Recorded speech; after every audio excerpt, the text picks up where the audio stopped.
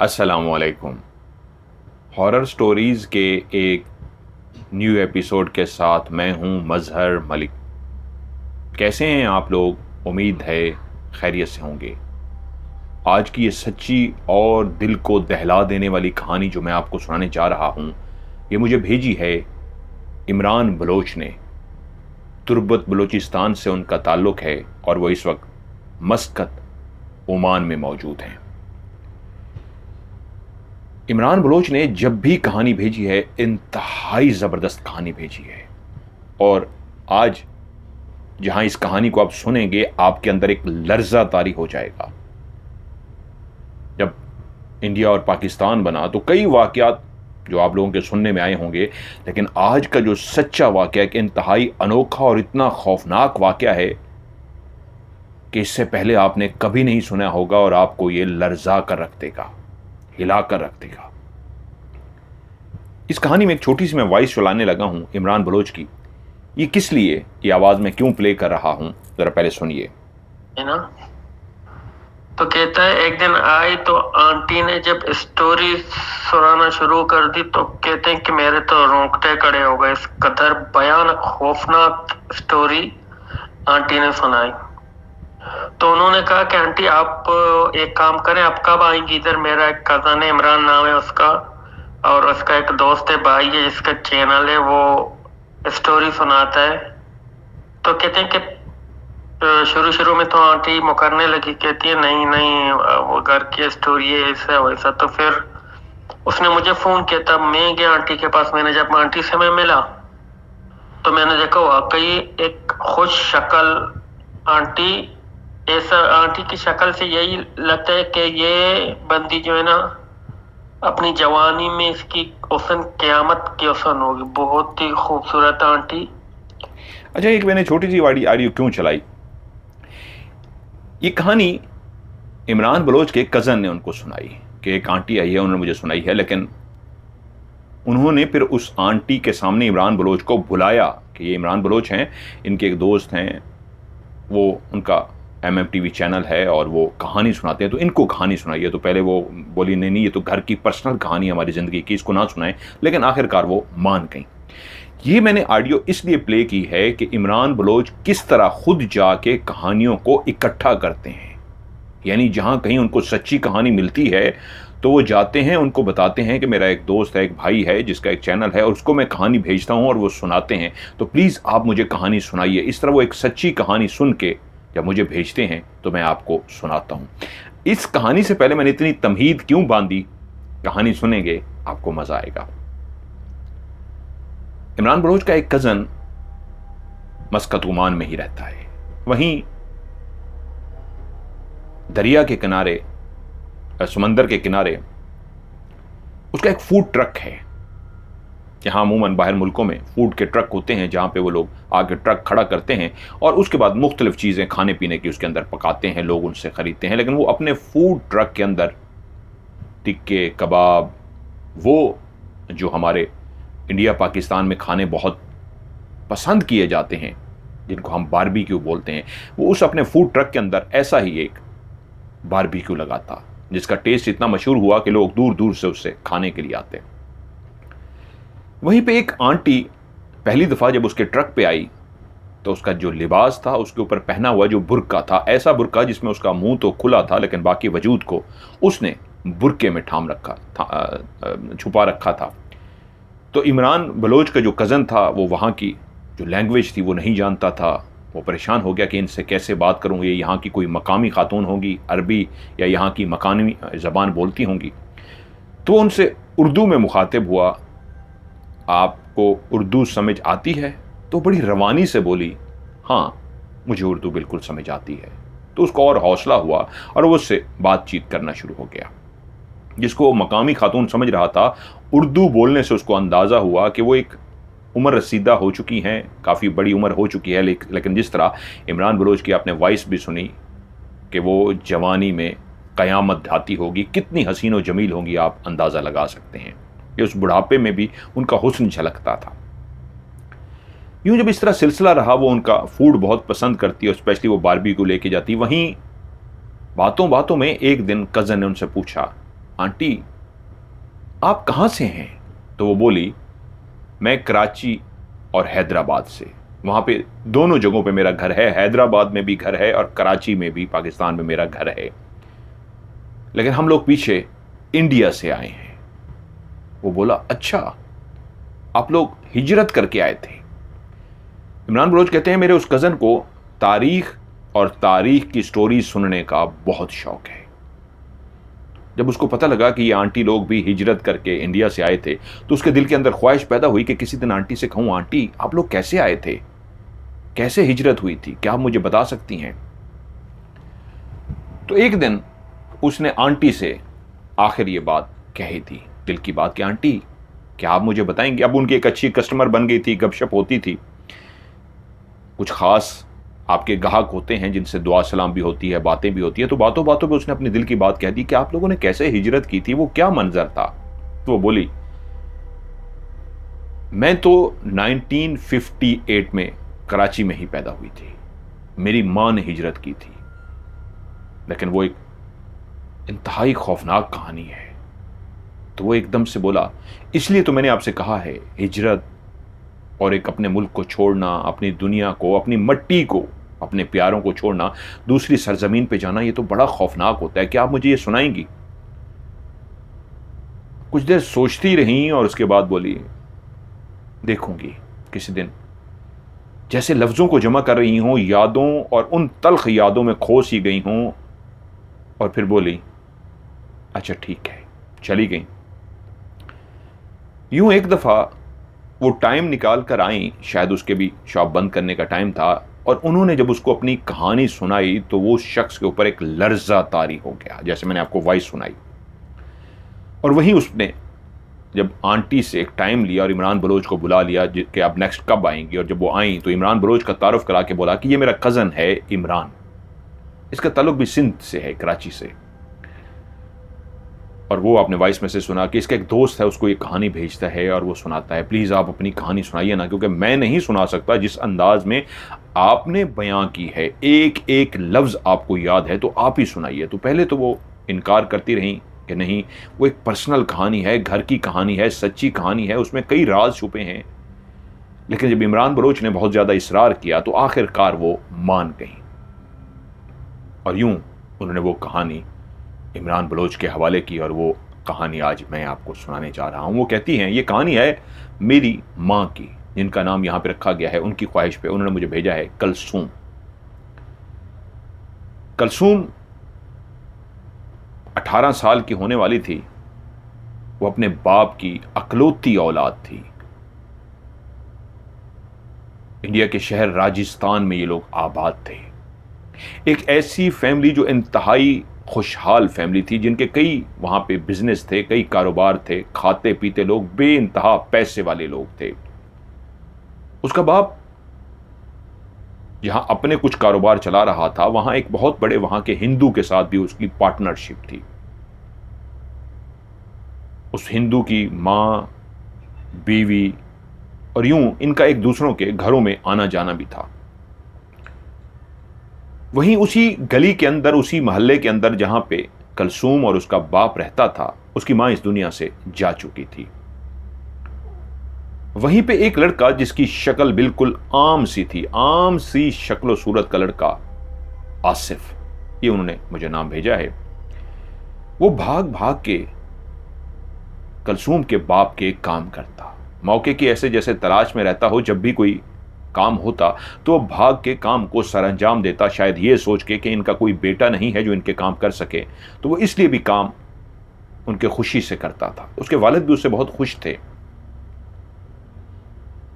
लेकिन वहीं पे ऐलानात होने शुरू हुए कि इंडिया एक नया मुल्क बनाने जा रहा है, इंडिया के अंदर से एक और मुल्क जन्म लेने जा रहा है, पाकिस्तान, और ये है हिंदुस्तान। क्योंकि वो अंग्रेज़ों से आज़ादी का दौर था, अंग्रेज़ वहाँ से जाने लगे थे और यूं हिंदुस्तान और पाकिस्तान बनने लगा था।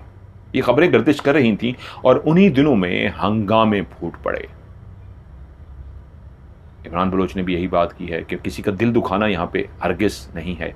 मैं भी नहीं चाहूँगा इन वाक़यात को मुख्तसर करूँगा, लेकिन ऐसे हंगामे टूट पड़े कि तारीख़ बताती है कि उस मुल्क जिसका नाम हिंदुस्तान था, जो अकलौता था जिसके अंदर से एक और मुल्क जन्म लेने जा रहा था जिसका नाम पाकिस्तान था, दोनों मुल्कों के अंदर ऐसा जुल्म हुआ कि तारीख़ खून से भर गई।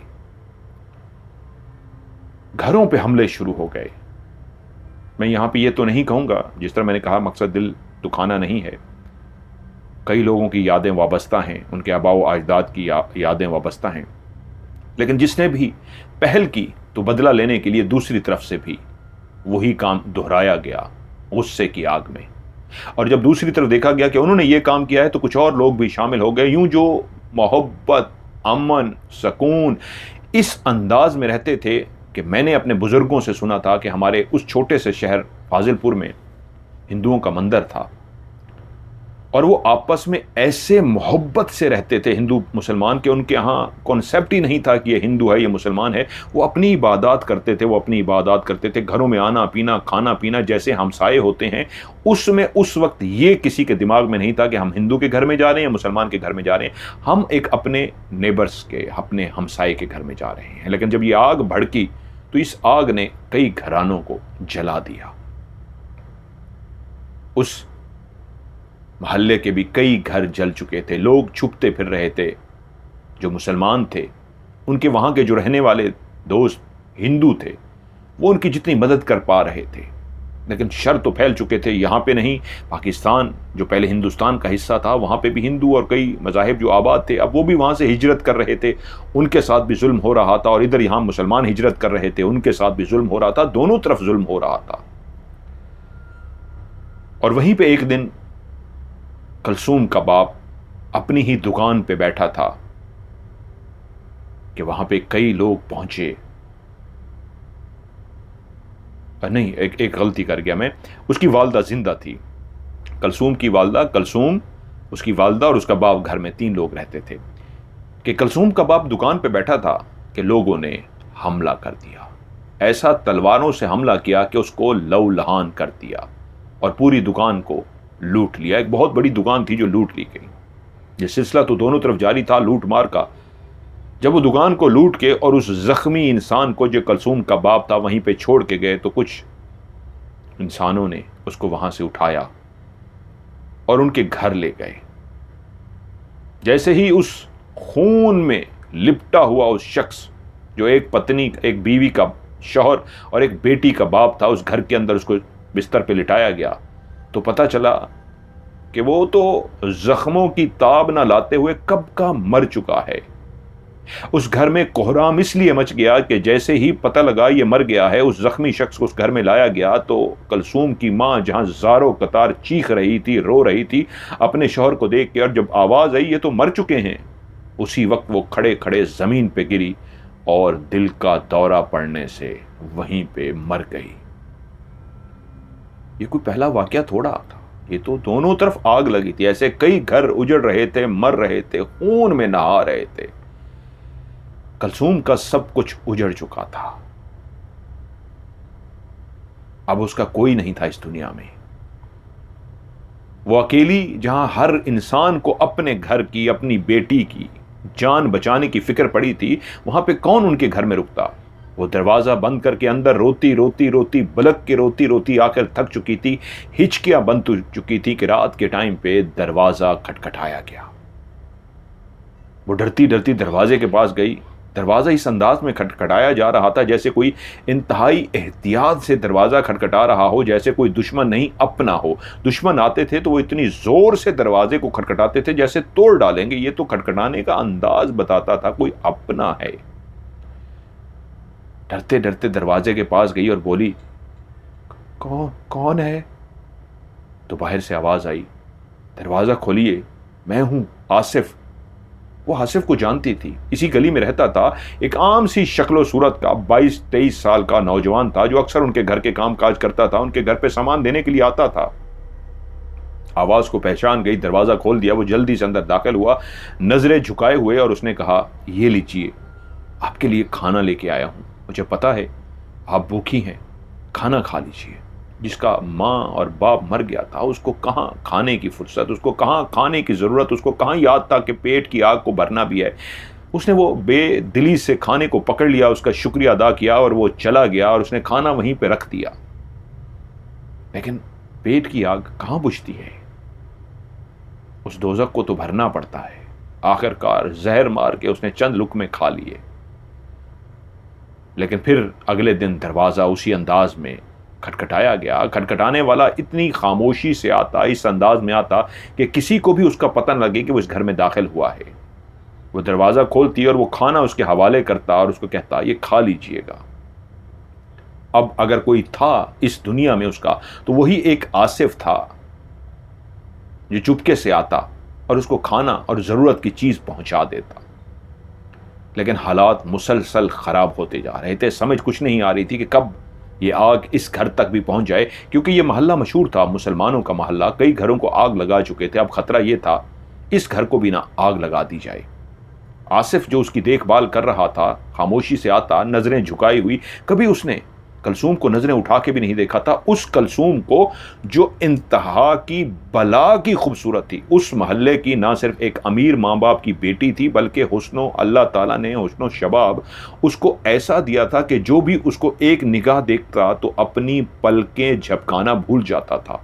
यूँ समझ लीजिए उस महल्ले की, उस इलाके की सबसे खूबसूरत तरीन लड़की कलसूम थी। इंसान खूबसूरत भी हो, घर में पैसे की रेल पेल भी हो, अच्छा खाना, अच्छा पहनना, सब कुछ बेहतरीन हो तो चार चांद लग जाते हैं, ऐसा ही उसका हाल था। लेकिन वो अब हुस्न माँ बाप के चले जाने से मुरझा रहा था, लेकिन चेहरे की खूबसूरती तो आज भी बाकी थी। एक वाहिद था आसिफ जो झुकी निगाहों से उसको देखता, जिस निगाहों को वो समझती थी इज्जत और एहतराम की निगाहें। बाकी कोई भी उसको देखता तो उन निगाहों की कशिश को, ताब को पहचान लेती। अगर किसी आंखों में एहतराम था तो वो सिर्फ आसिफ की आंखें थी। एक रात घबराया हुआ आसिफ आया और बोला, हालात और खराब हो गए हैं, अब आप यहां ज्यादा देर नहीं रह सकते, हमें जाना होगा। कुछ काफले हैं जो जा रहे हैं, लेकिन काफलों तक कैसे पहुंचना है हम नहीं पहुंच सकते। मेरे जहन में एक ख्याल आया है, मैं कल रात रास्ता क्लियर पहले करूंगा ताकि आपको गली से लेके जा सकूं, कोई आपको देख ना ले। हम आपके जो वालिद के पार्टनर थे, कारोबारी शिराकतदार थे, उनके घर चलेंगे, उनसे हम मदद मांगने की कोशिश करेंगे। आपका कोई भी ज़रूरी सामान हो तो वो उठा लीजिएगा। कलसूम समझ चुकी थी कि वाकई किसी वक्त इस घर तक भी पहुंच सकते हैं, इस घर को भी आग लगा सकते हैं। जाना तो पड़ेगा, लेकिन खुद से वो जा नहीं सकते थे।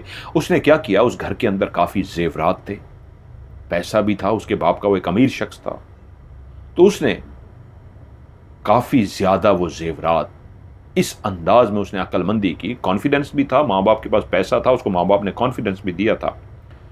उसने उस जेवरात को और कुछ पैसों को भी, जितना वो उठा सकती थी, उसने दुपट्टे के अंदर इस अंदाज में लपेट लिया कि दुपट्टे को फैलाया और उसके अंदर कीमती जो जेवरात थे वो रखे और कुछ पैसा रखा, और उसको इस अंदाज में, गोल अंदाज में लपेट लिया कि उसको अपने पेट के इर्द गिर्द इस अंदाज में उस दुपट्टे को बांध लिया और उसके ऊपर ऐसी कमीज पहन ली कि कोई भी ना जान सके कि उसके वजूद के नीचे, उसकी कमीज के नीचे कुछ बंधा है जिसके अंदर जेवरात हैं। उसने एक दो दुपट्टे इस तरह अपने पेट के ऊपर बांध लिए, आगे पीछे इस तरह। थोड़ा सा वो इंतहाई स्मार्ट सी पतली सी लड़की, अब थोड़ी सी मोटी लग रही थी और कुछ भी नहीं था, ये नहीं पता लगता था कि उसके पेट के ऊपर और कमर के पीछे कुछ बंधा है। अगली रात वो पहुंच गया और उसने पूछा, आप तैयार हैं? और वो फैसला कर चुकी थी कि मैं इन जेवरात का और इन पैसों का आसिफ को भी नहीं बताऊंगी। कहीं ऐसा ना हो आसिफ के दिल में लालच आ जाए और वही इन जेवरात और पैसों के बदले मुझे कत्ल कर दे। तो वह फैसला कर चुकी थी, जब तक जिंदगी है मैं इन जेवरात को ऐसे ही छुपाए फिरूंगी, वक्त आने पर निकालूंगी, किसी को नहीं बताऊंगी। अब घर के अंदर कीमती सामान जो भी था वो उसके वजूद से लिपटा हुआ था, कोई नहीं पकड़ सकता था। आसिफ उसको गलियों से लेके इस अंदाज में निकला, मोहतात अंदाज में वो चलता, गली मुड़ने लगती तो उसको इशारा करता, रुक जाएं। और झांक कर देखता गली क्लियर होती तो कहता आ जाएं। इसी तरह वो उसको हाथ उसने सिर्फ पहली दफा पकड़ा था, वो इसलिए वो बहुत मोहतात था, बोल नहीं रहा था कि कहीं जुबान से कोई लफ्ज निकाला किसी ने सुन लिया तो इसलिए हाथ उसका रोक देता कि बस अब यहां पे रुक जाएं। चलते चलते वो दोनों उसी हिंदू के मोहल्ले में पहुंच गए जहां सारे हिंदू आबाद थे। वो एक बड़ा सा उस हिंदू का घर था, वो पार्टनर था उसके बाप का, अमीर था, वो जानती थी। दरवाजे को खटखटाया गया। अब रात के इस पहर हिंदू का दरवाजा खटखटाया गया। वो परेशान हो गया क्योंकि हिंदुओं को उस वक्त कोई परेशानी नहीं थी, लेकिन अंदर डर तो था। दूसरी दफा दरवाजा खटखटाने पे भी खामोशी थी। जब तीसरी दफा दरवाजा खटखटाया गया तो वो हिंदू दरवाजे के अंदर वाली साइड से बोला, कौन है रात के इस पहर, कौन खटखा रहा है मेरा दरवाजा? तो आसिफ ने उसको इशारा किया कि तुम बोलो। वो उसको पहले ही बता के आया था कि तुम बात करोगी, मुझे तो वो नहीं जानता। तो वो बोली, अंकल मैं हूं कलसूम, आपके दोस्त की बेटी। वो एक सेकंड में ही आवाज को पहचान गया और उसने जल्दी से दरवाजा खोल दिया और इधर उधर झांक के देखा कोई है तो नहीं। आसिफ और कलसूम को अंदर बुला लिया, दरवाजा बंद कर दिया। पीछे उसकी मां और उसकी बीवी जाग चुकी थी। वो परेशान था और बोला, हालात तो वाकई बहुत खराब हैं, तो मेरी बेटियों की तरह हो, मैं तुमसे बहुत प्यार करता हूं, बिल्कुल तो मेरी बेटी हो। मेरा दोस्त चला गया, मुझे खुद दुख है, लेकिन इस हालात में मैं कुछ नहीं कर सकता। छापे पड़ रहे हैं, घरों में घुस के तलाशियां ले रहे हैं, जानते हैं ये हिंदू का घर है, लेकिन पता नहीं यहां पे भी आ जाए। मैं तुम्हें रखना भी चाहूं, तुम्हारी जिंदगी खतरे में होगी और तुम्हारी वजह से वो हमें भी नुकसान पहुंचा देंगे। मैं क्या करूं, मैं कैसे तुम्हारी मदद करूं? तो वो रोना शुरू हो गई। तो वहीं पे उसकी बूढ़ी मां बोली, रो मत, रुको, मेरे पास एक हल है इसका, तुम परेशान ना हो। उसने आसिफ से कहा, आसिफ तुम अपना लिबास तब्दील करो, एक ऐसा लिबास पहनो जो यहां के साधु पहनते हैं, जो पुजारी पहनते हैं, और अपना हुलिया इस तरह का बना लो जैसे तुम एक पुजारी हो। और बेटी तुम कलसूम अपना हुलिया ऐसा बना लो जैसे तुम एक हिंदू कलिया हो। सिंदूर लगा लो, तिलक लगा लो माथे पे, और इस तरह का लिबास पहन लो कि कोई तुम्हें पहचान ही ना सके। जो भी देखे तो यही होगा कि एक पुजारी के साथ उसकी पत्नी है, हिंदू पत्नी। तो कम से कम छुपते छुपाते तुम उन काफलों तक पहुंच जाओगे, और जब तुम उन काफलों तक पहुंच गए जो पाकिस्तान की तरफ जा रहे हैं, तो फिर तुम्हारी जिंदगी को कोई खतरा नहीं होगा। ये एक अच्छा मशवरा था। आसिफ ने बिल्कुल अपना लिबास तब्दील किया जैसे वो एक पुजारी हो, किसी मंदिर का पुजारी।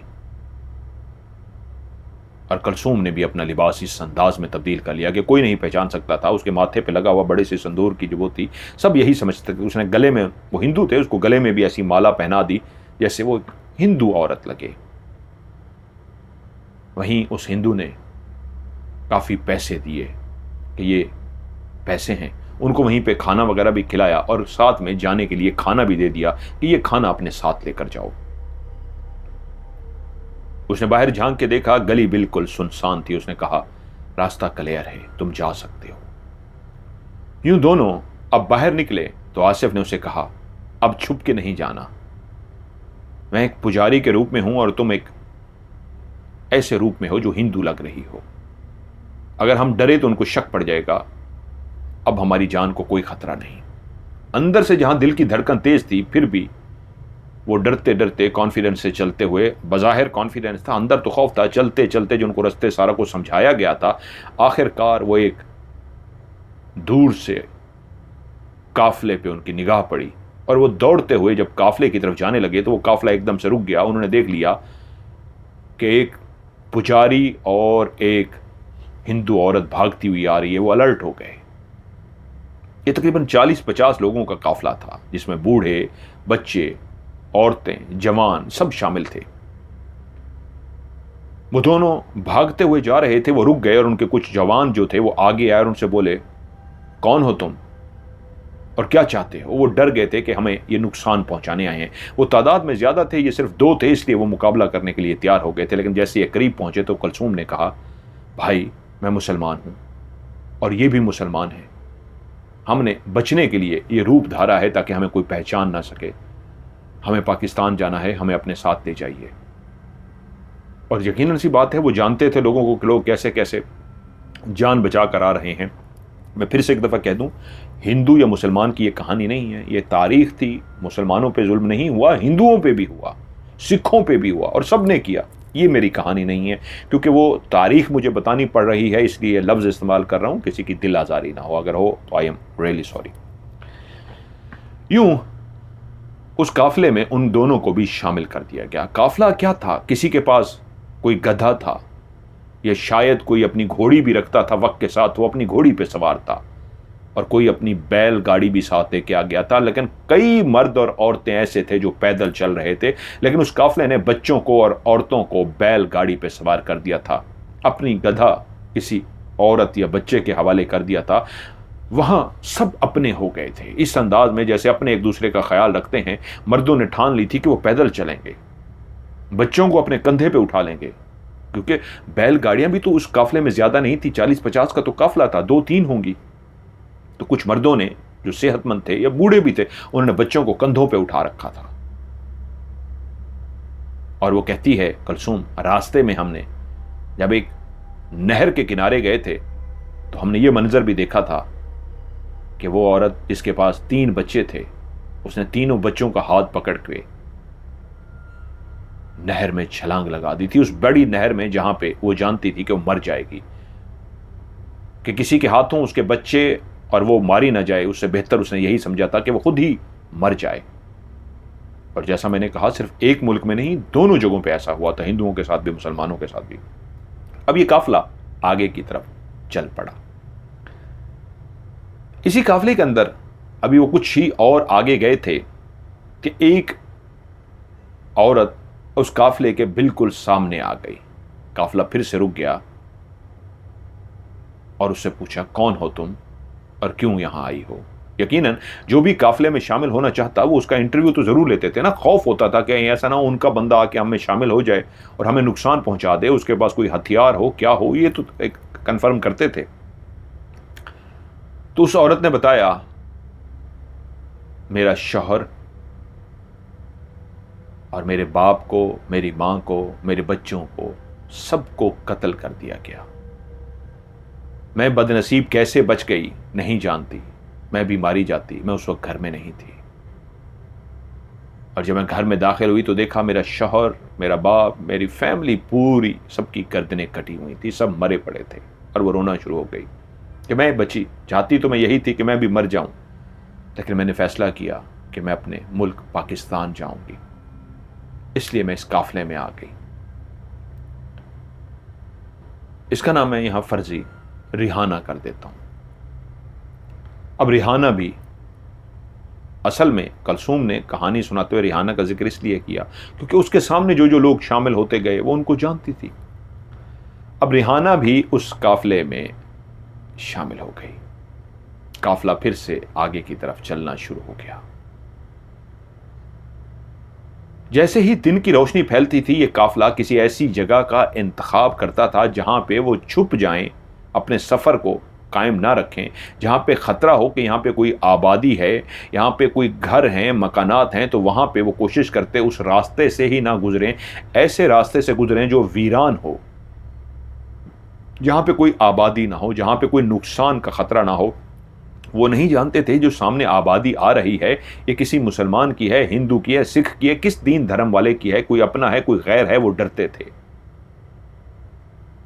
एक हिकमत अमली तैयार की गई थी, गुजरते हुए भी एहतियात बरती जा रही होती कि दिन को जहां रुकना पड़ता तो इस अंदाज में छुप जाते, कोई उनको देख ना सके, और उसके बाद जैसे ही अंधेरा होता वो चलना शुरू कर देते, या किसी ऐसे वीरान रास्ते से गुजर रहे होते, बंजर रास्ते से गुजर रहे होते, तो उनको पता होता दूर दूर तक कोई आबादी नहीं है, वीराना है, अब हमें कोई नहीं रोकेगा, तो वो दिन को भी अपना सफर जारी रखते। चलते चलते वो रात हो गई। अब काफिला रुक चुका था। अब इस अंदाज में पड़ाव डाला गया कि खाने का भी वहीं पे एहतमाम करना था। जो कुछ वो अपने साथ कुछ पकाने के लिए, खाने के लिए जो कुछ भी लेके आए थे, उसको वहीं पे खाना भी था, पकाना भी था, और सब में बराबर तकसीम भी करना था। अगर कोई अपने साथ खाने की बोरी ले आया था या कुछ सामान ले आया था, चावल तो कुछ भी ले आया था, रोटियां तो नहीं पक सकती थी, वो तो टाइम नहीं था ऐसा सामान जो खाया पिया जा सके, तो वो उसका नहीं था, वो सबके लिए लाया था। वो इसलिए ही सोच के लाया था कि मैं जब काफिले में रवाना होऊंगा तो मेरे साथ और भी कई लोग होंगे, तो हम सब मिलके खाएंगे। कुछ अपना अनाज इस तरह का लेके आए थे। वहीं पे पड़ाव डाला गया और सब ने जो कुछ भी था थोड़ा बहुत शुक्र अदा किया और उसको खा लिया। अब मरहला आया, खवातीन हाजत के लिए जाना चाहती थी, तो काफिला जिस जगह पे रुका हुआ था उससे काफी फासले पे दरख्त वगैरह भी थे, तो 7-8 की टोली बनाई गई कि इकट्ठी सारी खवातीन नहीं जाएंगी, 7-8 खवातीन पहले जाएंगी, वो वापस आएंगी, उसके बाद फिर कुछ और जाएंगी, और इस तरह मर्द दूसरी साइड पे जाएंगे। कलसूम कहती है काफिले की यूं समझ लीजिए राइट साइड जो थी वो खवातीन के लिए मुख्तस कर दी गई कि खवातीन उस तरफ जाएं, और जो लेफ्ट साइड थी उस तरफ मर्द जाएंगे, लेकिन कुछ मर्द पहरा देते रहेंगे। हम 7-8 औरतें उस दरख्तों की तरफ गईं जहां पे हमने अपनी हाजत करनी थी। कुलसूम कहती है मैंने अपनी हाजत मुकम्मल की और मेरे साथ कुछ और खवातीन भी थीं, वो वापस आ गई। हमारे बाद कुछ और खवातीन गईं। जब उनके वापस आने का टाइम हुआ तो एक शोर सा मचा और उसके बाद औरतें चीखना शुरू हो गईं। दौड़ती दौड़ती औरतें सारी भागती हुई उधर आ रही थी। उधर से मर्द जो पहरा दे रहे थे वो भी अलर्ट हो गए, जो हाजत के लिए गए थे वो भी भाग के आगे कि क्या हुआ, हमला तो नहीं हो गया। उस वक्त जो खतरा था वो यही तो था कि हमला हो सकता है। तो औरतें बहुत ज्यादा घबराई हुई थी, बहुत ज्यादा डरी हुई थी। उनको रोक के पूछा गया क्या हुआ है, तो उन्होंने कहा हम हाजत से फारिग हुई हैं तो एक इंतहाई भयानक हमने आवाज को सुना है।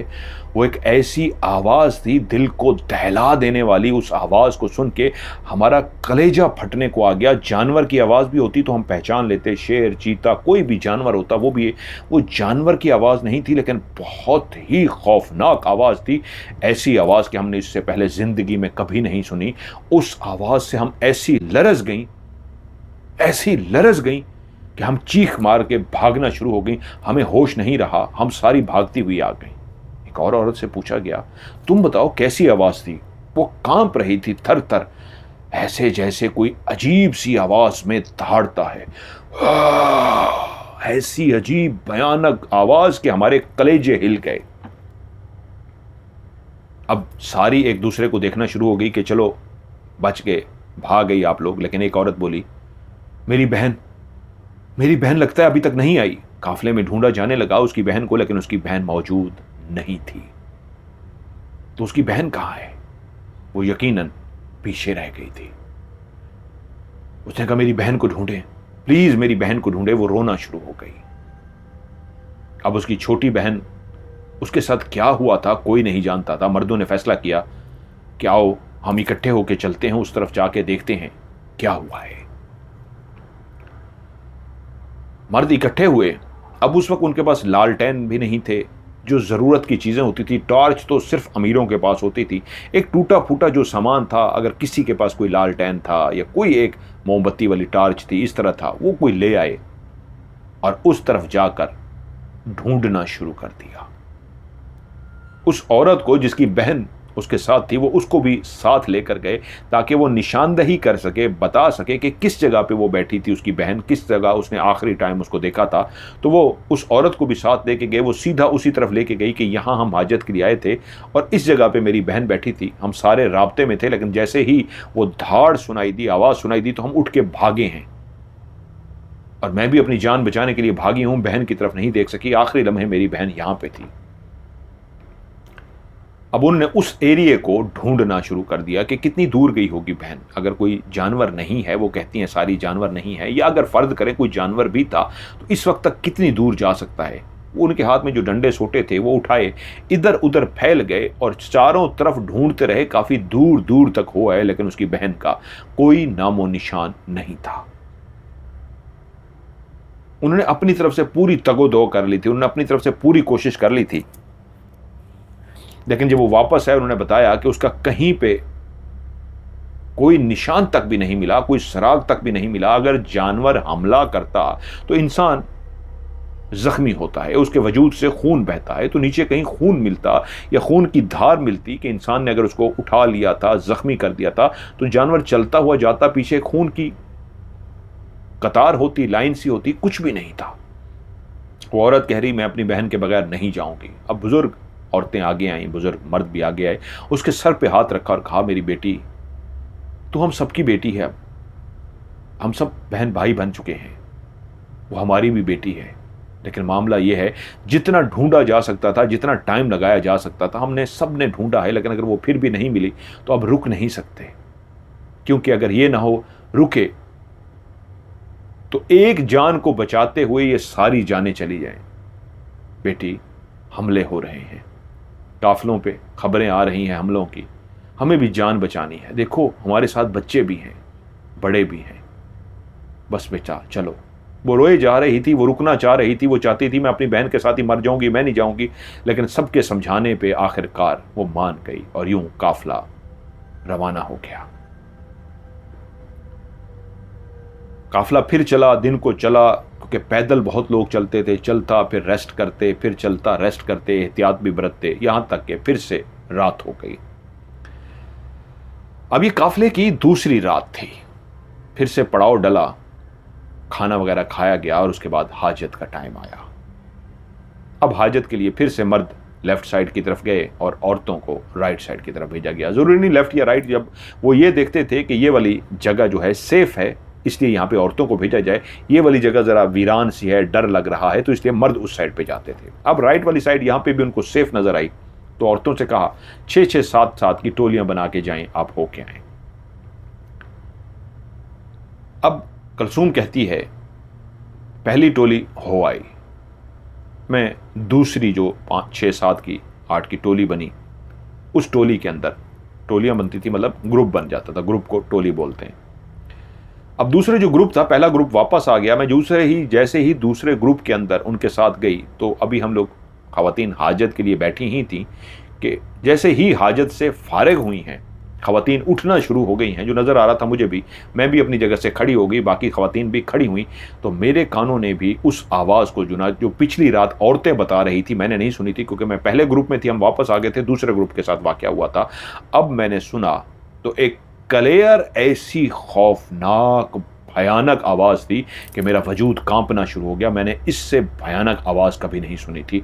ये इतनी ऊंची नहीं होती थी कि दूर दूर तक सुनाई दे, औरतें काफ़ी फासले से जाती थी कि मर्दों से दूर जाके वो हाजत कर सकें, लेकिन वो आवाज़ शेर की तरह धार नहीं थी कि दूर तक सुनाई देती, वहीं पास वालों को सुनाई देती थी, लेकिन ऐसी लगती थी जैसे ये तो पहाड़ों को भी लर्जा दे।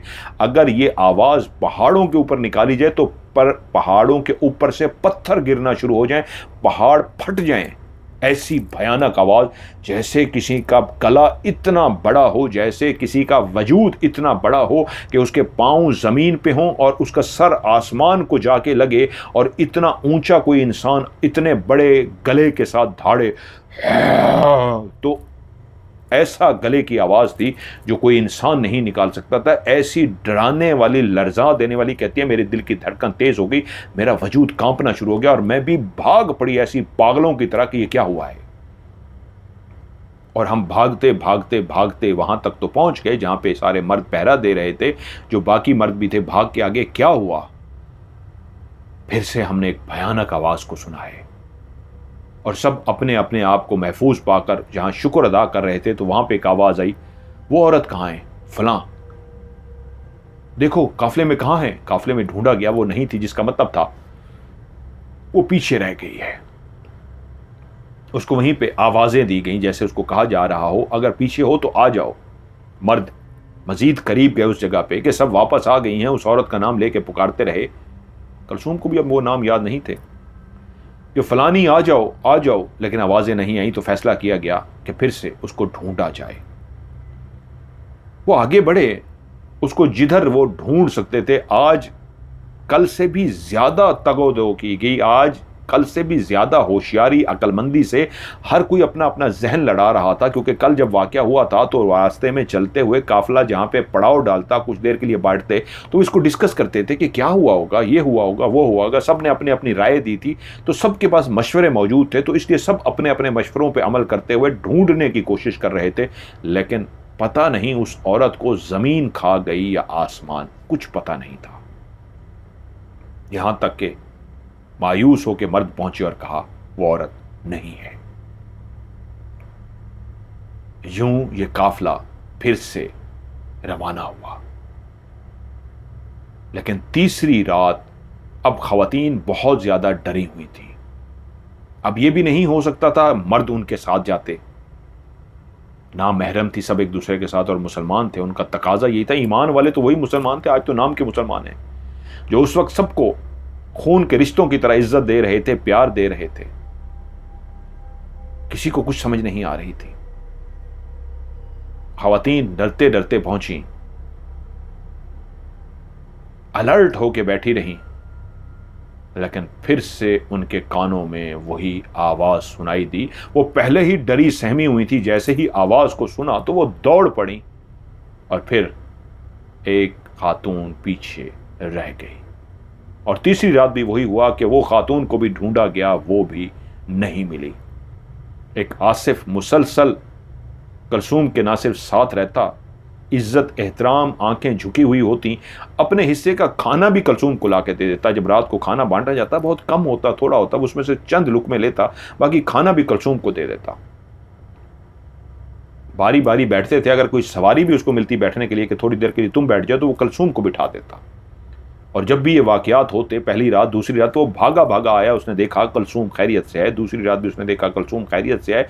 तीसरी रात भी एक औरत गायब हो गई थी, लेकिन वो कलसूम के पास आया, देखा कलसूम खैरियत से है। उसने कहा शुक्र है खुदा का आप खैरियत से हैं। अब परेशानी बढ़ गई थी। काफिले में एक ही बात जिक्र हो रही थी, क्या करें, ये क्या हो रहा है, कोई जानवर है तो कैसे पॉसिबल है एक जानवर जो हमला करता है। अब तो हम एक रात के बाद दूसरी रात जब पड़ाव डालते हैं तो वो जानवर तो वहीं छोड़ आते हैं। मिसाल के तौर पे जानवर ने इंसान पे हमला किया, औरत को उठाया, अपने साथ ले गया, तो एक औरत काफ़ी थी उसके लिए, उसको खाए बैठे। एक जब जानवर भी शिकार करता है तो वो एक भरपूर इंसान के वजूद को, उसके गोश्त को खाने के लिए उसको 2 दिन 3 दिन चाहिए, लेकिन ये तो हर अगली रात हो रहा था। और दूसरी बात, क्या वो जानवर एक नहीं कई जानवर हैं जो एक उठाकर ले जाता है, दूसरा पूरे काफिले के साथ साथ चलता रहता है, काफिले को फॉलो करता रहता है। जैसे ही काफिला रुकता है उस वक्त भी वो बैठा रहता है। जैसे ही खाना खाने के बाद खवातीन उधर जाती हैं, तब वो जानवर इतना अक्लमंद है कि हमला करता है और हमला करने के बाद ले जाता है, और वो उसके लिए एक औरत बहुत ज्यादा है। तो फिर अगली रात के कोई नया जानवर आ जाता है। ये मामला समझ नहीं आ रहा था। ये चौथी रात भी एक औरत गायब हो गई। शदीद परेशानी बढ़ गई थी। दिन को एक और मुसीबत के बाहर से हमला ना हो जाए, और रात की इससे भी खतरनाक कि एक औरत गायब हो जाती। कहां जा रही है कुछ समझ नहीं आ रहा। 4 औरतें गायब हो चुकी थी। सब सर तोड़ कोशिश कर चुके थे कि जानवर का कहीं तो कोई पांव सिरा मिलेगा, लेकिन कहीं पे कोई सिरा ना मिलता। मर्द ढूंढने भी जाते ना मिलता। यहां तक कि कुछ समझ ना आए क्या करें। वो दिन को अब खौफ खत्म हो चुका था कि शायद हम पे कोई हमला कर देगा, मार देगा, इस्तें लूट लेगा, सामान लूट के ले जाएगा। अब रात होते ही खौफ फैल जाता कि कोई जानवर है, क्या है, कोई बला है जो इस तरह की कर रही है। पहला ग्रुप खवातीन का उस तरफ गया जहां पे उन्होंने हाजत करनी थी। जैसे ही वो हाजत करने के लिए गई तो आज फैसला यह हुआ था कि खवातीन ग्रुप बना के नहीं जाएंगी। आज 5वीं रात है, सारी खवातीन इकट्ठी जाएंगी और अलर्ट रहेंगी और देखने की कोशिश करेंगी कि आखिर है क्या। लेकिन किसी भी औरत में इतनी हिम्मत नहीं थी। वो आवाज़ ही इतनी भयानक खौफनाक होती, ऐसे लरज जाती वो कि हिम्मत ही ना कर सकती। वहीं कलसूम कहती है, मैं मुसलसल आयात पढ़ती हुई आ रही थी, मेरे दिल में आया इन्होंने कहा है तो मैं हिम्मत करूंगी। अब हर औरत को उन्होंने कहा था जाने से पहले कि आज सारी इकट्ठी जाएंगी, मर्द करीब रहेंगे, लेकिन करीब ज़्यादा नहीं आ सकते थे। लेकिन कोई आवाज़ सुने तो आप लोगों ने फौरी तौर पे देखना है मामला है क्या, माजरा है क्या। अब शायद वाहिद कलसूम ही थी जो फैसला कर चुकी थी मैं देखूंगी, लेकिन उसके जहन में यह था कि बाकी औरतें भी मेरे साथ हैं, वो भी देखने की कोशिश करेंगी, मैं भी नहीं डरूंगी। लेकिन वो नहीं जानती थी बाकी सारी डरी हुई हैं। क्या हुआ, हाजत के लिए खवातीन गईं और बैठी। सारी खवातीन अलर्ट थीं, जैसे एक दूसरे की तरफ देख रही हों कि उनका पैगाम याद है ना कि हमने डरना नहीं, भागना नहीं। जैसे वो खौफनाक भयानक आवाज आएगी हम रुक जाएंगे, देखेंगे क्या है। और जैसे ही खवातीन उठने लगी हाजत करके, अब तकरीबन सारी खवातीन हाजत से फारिग हो चुकी थी, जैसे ही उठने लगी, लेकिन आज तो आवाज़ ऐसी निकाली गई थी जो रोज़ कोई आवाज़ होती थी जिससे खवातीन डर जाती थी, आज तो इतनी खौफनाक थी, पहले से भी ज़्यादा इतनी खौफनाक थी कि उन्होंने जितना अपनी हिम्मत जमा कर रखी थी वो सारी हिम्मत उनकी निकल गई और वो चीखती हुई भागी। वहीं पे कलसूम भी, जो अपना दायरा कड़ा करके गई थी, वज़ाइफ पढ़ के गई थी, दम करके गई थी, वो भी भागने लगी। लेकिन एकदम उसके दिमाग में आया सारे ही भाग रहे हैं, मैं देखूं तो सही आखिर है क्या। और खवातीन दौड़ती हुई जा रही थीं। वहीं पे उसकी निगाह पड़ी कि इन पूरी खवातीन के अंदर एक 10 साल की बच्ची, उसने मुड़ के देखा, सब पागलों की तरह भाग रही थी लेकिन वो रुक गई अपनी जगह पर और उसने मुड़ के देखा, एक 10 साल की बच्ची जमीन पर पड़ी थी। और वो औरत जो उनके काफले में शामिल हुई थी, जिसने कहा था मेरे शौहर को, मेरे माँ बाप को, सबको मार दिया है, मैं अकेली रह गई थी, जिसने अपना नाम रिहाना बताया था, जिसका मैंने फर्जी नाम रिहाना रखा था, जिसको कलसूम और आसिफ जब काफले में शामिल हुए थे उसके बाद वो काफले के सामने आई थी, तो उसने देखा वही औरत है, उसके कपड़े उसने पहचान लिए थे, वो उस बच्ची के ऊपर झुकी है, उसने अपने दांत यानी अपना मुंह बच्ची के गर्दन के करीब ले गई है। और जैसे ही वो बच्ची के करीब अपनी गर्दन को लेके गई है, उसने देखा कि वो एकदम से उठकर खड़ी हो गई है। वो इतनी तेजी से बच्ची पे झपटी है कि उसकी गर्दन पे उसने अपने दांत गाड़े हैं, और जब खड़ी हुई है तो उसने अपने हाथ खाली छोड़े हुए थे, दांतों में उसने 10 साल की बच्ची को उठाया हुआ था और उसी वक्त उसने छलांग मारी, जैसे कोई चीता, जैसे कोई भेड़िया दरख्त पे छलांग मार के चढ़ता है, वो छलांग मारी। एक छलांग नजर आई उसी वक्त कलसूम को, और वो छलांग मार के सिर्फ एक कदम रखा है उसने दरख्त पे, और दूसरा कदम उसका दरख्त के ऊपर था। यानी जैसे इंसान चढ़ता है वैसे नहीं, मुंह में उस बच्ची को दबाए हुए, उसके हाथ खाली हैं, उसने छलांग मारी वो दरख्त के ऊपर, और दूसरी छलांग में वो दरख्त के ऊपर पहुंच गई। और चीखो पुकार, औरतें भाग चुकी थीं। अब पीछे खड़ी कलसूम थी जिस मंजर को देख रही थी कि वो दरख्त के ऊपर जैसे ही चढ़ी, उसी वक्त उस बच्ची के वजूद को उसने खाना शुरू कर दिया। उसके बड़े बड़े दांत हो गए थे, एक छोटी सी झलक देख सकी उसकी, ज्यादा नहीं, अंधेरा था, कि एक आवाज आई जैसे कोई इंसान के गोश्त को दांतों में नोचता है। तो उसने अपने दांत उसकी गर्दन में गाड़े करके उसने खींचा एक जोर से, और वो चबाने लगी। इससे ज्यादा मंजर कलसूम से भी ना देखा गया। वो बेहोश होते होते बची, उसकी हालत गैर हो गई थी, और वो अपनी जगह पे शायद गिरने ही वाली थी, लेकिन वहीं पे भागता हुआ आसिफ उसको नजर आया, जो सामने से भागता हुआ आ रहा था। उसने हिम्मत की, क्योंकि जब उसने ये मंजर को देख लिया था तो वहां खड़ी तो नहीं रही, कुछ तो भागती हुई आगे चली गई थी, लेकिन तकरीबन 30-40 कदम ही चली होगी कि उसकी हिम्मत जवाब दे रही थी। उसकी हार्ट बीट बहुत तेज थी कि आगे से उसको आसिफ आया, वो गिर ही गई। आसिफ ने जल्दी से उसको उठा लिया। वो भी यही समझा कि खौफ के मारे जैसे बाकी औरतों का यही हाल है, इसका भी यही हाल होगा। वो इसको उठा के वहीं ले गया, और जब बताया गया कि एक बच्ची गायब है तो सब परेशान हो गए और जानते थे कि बच्ची को ढूंढा जाए, बच्ची कहीं नहीं मिलेगी। वो इतनी खौफजदा हो गई थी, कलसूम कहती है, मेरे अंदर इतना डर बैठ गया था कि मैं किसी को कुछ ना बता सकी। मेरी आंखें खौफ से इतना खुली हुई थी, मेरी गिग ही बंद गई, यानी मैं बोलना भी चाहूँ तो मैं बोल नहीं सकती। मेरा वजूद कांपे जा रहा था, मेरी दिल की धड़कन बहुत तेज थी, मैं कुछ नहीं बता सकती थी। काफिले ने यही फैसला किया, अब बहुत कम टाइम रह गया है, हमें रुकना नहीं चाहिए। पहले भी 4 रातों को हमने ढूंढा है, बच्ची या कोई भी नहीं मिलता, ये बच्ची भी नहीं मिलेगी। उसकी माँ तड़प रही थी, रो रही थी मेरी बच्ची, लेकिन सब जानते थे कि अभी हमें जाना चाहिए। और काफिला रुके बगैर चल पड़ा, बच्ची को नहीं ढूंढा गया। यहां तक कि सुबह दिन की रोशनी हुई तो किसी ने कहा ये जो सरजमीन है ये पाकिस्तान की सरजमीन है, हम पाकिस्तान के अंदर दाखिल हो चुके हैं। कई लोग वहाँ पे सजदे में गिर गए।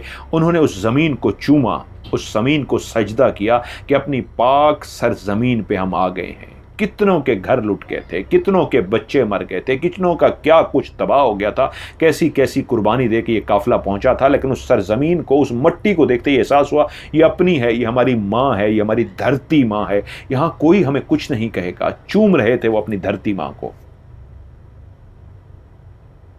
और यकीनन जो पाकिस्तान से हिंदू गए थे वो भी उस मुल्क में पहुंच के अपनी धरती माँ को चूम कर, वो तो पहले इकट्ठा ही था। यूं ये सिंध के एक शहर बदीन के एक गांव में पहुंच चुके थे। वो एक गांव के अंदर दाखिल हुए तो उस गांव का जो भी सरदार था, चौधरी था, बड़ा था, उसने दिल से उनको वेलकम किया। जो काफले आ रहे थे सब उनको वेलकम कर रहे थे। ये कराची जाना चाहते थे, कराची के लिए रवाना हुए थे काफले, लेकिन ये लंबे चक्कर काट के गए थे आबादियों से बचते हुए। आबादियों से गुजरते तो उनको मौत का खतरा था, इसलिए जो सफर 2 दिन का था वो 5-5 दिन लगे थे और पैदल चल रहे थे। बच्चे भी थे, चलना इतना आसान थोड़ा होता है। उन्होंने उनकी बहुत आओ भगत की, उनको खाना वगैरह खिलाया, एक एहतमाम किया गया, कैंप की सूरत में लगाए गए। उस वक्त घर तो नहीं थे, लेकिन लोगों ने मेहमान नवाजी के तौर पे उस गांव ने सबको, जितना जिसको कोई ठहरा सकता था घर में, इस तरह किया। लेकिन आसिफ मुसलसल कलसूम के साथ रहा कि ये उसकी कज़न मशहूर थी और वो उसका ख्याल रखता था कि जब मगरिब का टाइम हुआ, असर का टाइम था, एक मुअज्जन जो एक इंतहाई बुजुर्ग सा था, उसकी सफ़ेद दाढ़ी थी, सफ़ेद बाल थे, इंतहाई नफीस सी उसकी शक्ल, ऐसे जैसे चेहरा नूरानी चेहरा हो, ऐसा चेहरा जिसको देख के कोई भी कहे कैसा खूबसूरत अल्लाह का नेक वली है। ऐसा वली। स्पीकर तो थे नहीं, वो एक छोटी सी कच्ची जो मस्जिद बनी थी उसके एक मिंबर पे खड़ा हुआ और उसने ऊंची आवाज में अजान दी। उस काफले में उस बैठी हुई कलसूम ने जब उस बुजुर्ग को देखा तो जैसे उसके अंदर एक हिम्मत सी आ गई। नमाज से जब फारिग हुए तो उसने कहा, आसिफ मुझे इस बुजुर्ग से मिलना है। अब उसके अंदर से आवाज निकली थी, इतनी टाइम तक वो बोल नहीं रही थी, वो चुप थी। अब उसका हौसला बढ़ा था। एक तो वो अपनी धरती माँ पे, अपने पाक सरजमीन पे आ गई थी, दूसरा उस बुजुर्ग को देख के उसको जैसे हौसला सा मिल गया और वो बोली थी। आसिफ जो उससे मुसलसल बात कर रहा था वो उसको भी जवाब नहीं दे रही थी। आसिफ गया, बुजुर्ग से टाइम लिया। उन्होंने कहा, हाँ मिलना चाह रही हैं, मेरी बेटी है, आप मगरिब के टाइम मेरी बेटी से मुझे मिलाइएगा। मगरिब के टाइम आसिफ कलसूम को लेके उन बुजुर्ग के पास गया। उन्हें सर पे हाथ रखा और कहा, जी मेरी बेटी, आप क्यों मिलना चाह रही हैं? तो वो बोली, मैंने आपको कुछ बताना है। मेरे अंदर हिम्मत नहीं थी, मैं कुछ भी नहीं बता पा रही थी, लेकिन आपको देखा, मेरे अंदर बोलने की हिम्मत आई और मेरे दिल ने आवाज़ दी, आपको मैं बता दूं, आप ज़रूर मदद कर सकते हैं। बोलो मेरी बेटी, क्या हुआ? उसने वो बता दिया कि कैसे वो रास्ते में ये सारा मंजर होता रहा और जब 5वीं रात थी तो मैंने उसको देख लिया था। वो औरत वही थी जिसने हमें रिहाना ज्वाइन किया था, जिसने कहा था, नाम तो मैंने फर्जी दिया, उस वक्त उसने भी नाम दिया, उसने सिर्फ ये कहा, वो औरत थी जिसने कहा था उसके माँ बाप ये वो मर गए हैं, शौहर मर गया, तो वो काफिले में आ गई थी। वही थी, उसी ने बच्ची को उठाया है। अब मुझे अंदाज़ा हुआ है, पहले भी जब वो साथ जाती थी तो वही करती थी।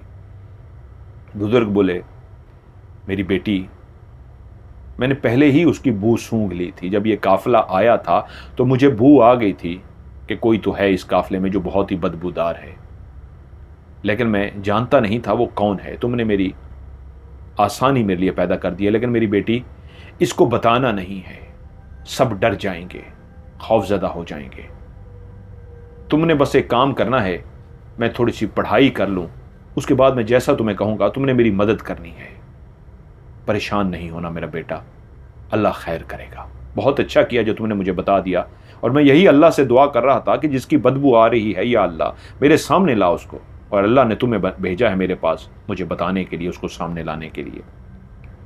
वो बुजुर्ग सोई से काम करते थे, बड़ी बड़ी जो सोयां होती थी ना, जिसमें रज़ाइयों में कपास भर के सोइयों से कपड़े में वो करते थे, इस तरह का वो रज़ाइयाँ बना के बेचते थे। अल्लाह के वली थे वो। अगले दिन वो दिन के टाइम कलसूम को मिले और बोले, बेटा तुमने आज एक काम करना है, जगह मैंने चूज कर ली है, तुमने उस औरत के पास जाना है और उसको कहना है कि मुझे हाजत आई है, मेरे साथ चलो। और उसको लेके वो जो जगह बनी हुई है गांव के बिल्कुल साइड पे, उधर लेकर जाना है। सिर्फ तुम्हारा काम है उसको वहां तक लेके जाना। हाँ, अगर वो तुम्हें देख चुकी है कि तुमने जब उसको मुड़ के देखा था और उसको पता लग गया है, फिर तो वो कर देगी इनकार कि मैंने तुम्हारे साथ नहीं जाना, फिर मैं कोई और रास्ता अपनाऊंगा। लेकिन अगर वो चल पड़ती है तो समझो मेरा काम हो गया। और रह गई तुम्हारी बात, वो तुम्हें बिल्कुल कुछ नहीं कह सकती। मैं तुम्हारी गले में एक ऐसा धागा अभी पहनाने लगा हूं, बस तुमने एक एहतियात करनी है, तुमने अपना हाथ कोशिश करना है उसको टच नहीं करना, क्योंकि इस धागे की वजह से अगर तुम्हारा हाथ भी उसको टच लग हो गया तो वो जान जाएगी कि तुमने कुछ पहना हुआ है, अलर्ट हो जाएगी। कोशिश करना उससे दूर दूर रहना, वो ना तुम्हें हाथ लगा सके, उसका कोई जिस्म का हिस्सा तुम्हें टच हो सके, ना तुम्हारे जिस्म का कोई हिस्सा उसको टच हो सके, क्योंकि तुम्हारे गले में अल्लाह की ऐसी रहमत, ऐसी बरकत, मैंने ऐसी कुरानी डोरी डाल दी है कि तुम्हारी ज़ात को नुकसान नहीं पहुंचा सकती। उसने तुम्हें हाथ भी लगाया तो वो नुकसान उठाएगी। आसिफ ने उसकी तरफ देखा जैसे पूछना चाह रहा हो क्या तुम उसके लिए तैयार हो, तो कुलसूम ने कुछ देर सोचा और बोली मैं तैयार हूं। शाम हुई, उसने उसी औरत के पास गई, उसे कहा, रात हुई कि जो टाइम कहा था बुजुर्गों ने, उसको आसिफ के जरिए पैगाम मिल गया कि बुजुर्ग ने कहा अब आप जाएं उसके पास, बुजुर्ग तैयार हैं। वो उसके पास गई और बोली मुझे हाजत आई है, अकेले डर लग रहा है, क्या आप मेरे साथ उधर चलेंगी? मैंने यहाँ पे तो बहुत लोग हैं, रश है, उस साइड पे कोई भी नहीं है। तो बोली अच्छा ठीक है आ जाओ, जैसे सोच के बोली, और वो उसके साथ चल पड़ी। कुलसूम फासला रखकर चलती हुई जा रही थी कि उसका वजूद उसके साथ टच ना हो। वो चलती चलती चलती अंधेरे में उसी तरफ जा रहे थे। जब वो बिल्कुल उसी जगह पे पहुंचे जहां से गांव का वो एक नीचे की तरफ एक रास्ता था, यानी एक ज़मीन ज़रा नीचे थी, वो दोनों उतर के जैसे ही नीचे पहुंचे तो सामने वो बुजुर्ग खड़े थे। अब उसको डर लगना शुरू हो गया था। कुलसूम को जानती थी नुकसान नहीं पहुंचा सकती, लेकिन एक ऐसी औरत को तो देख चुकी थी जिस तरह वो बच्ची को उठा के लेके गई थी। और जैसे ही वो नीचे उतर रही थी वो डर रही थी कि आगे क्या करूंगी। अब मैं इस जगह पे आ गई हूं कि जिन्हें मदद करनी थी, जो मर्द हैं, जो औरतें, वो तो बहुत पीछे रह गई हैं। अब इस जगह पे वीराना ही वीराना है। चांद की रोशनी में सिर्फ रास्ता नजर आ रहा है कि हम नीचे उतर रहे हैं। सिर्फ नीचे उतरने के बाद मैं क्या करूंगी वो नहीं जानती थी। लेकिन जैसे ही वो नीचे उतरे बुजुर्ग सामने ही मौजूद थे। बुजुर्ग को जैसे ही आसिफ भी पीछे पीछे था। जैसे ही बुजुर्ग को उस औरत ने देखा तो एकदम से उसकी आंखें लाल सुर्ख हो गईं, जैसे उसको समझ लग गई थी कि ये यहां पे क्या कर रहा है। वो बुजुर्ग तो पहले ही उसकी बदबू, उसके जिस्म से निकलने वाली बदबू को महसूस कर चुके थे। बुजुर्ग ने सामने आते ही कहा अस्सलामु अलैकुम। तो एकदम से उसके मुंह से एक गुस्से की गुराहट जैसे निकलती है, ये बिल्कुल वैसी गुराहट थी जैसे वहां एक भरपूर गुराहट सुनाई देती थी और औरतें दौड़ती थी। ऐसी हल्की सी गुराहट निकली जो उसी के मुंह से ही थी, हल्की थी। बुजुर्ग मुस्कुरा पड़े और हाथ का इशारा किया कुलसूम को कि साइड पे हो जाओ। कुलसूम तेजी से साइड पे हो गई। बुजुर्ग ने कहा तुम्हें तो आते ही मैंने सूंघ लिया था, बस वक्त का इंतजार था कि तुमसे मुलाकात हो। और ये बात करते करते उन्होंने अपने हाथ में कोई आटा था, सफूफ था, पाउडर था, क्या था, इस तरह पकड़ा के सीधा उसके मुंह पे डाल दिया।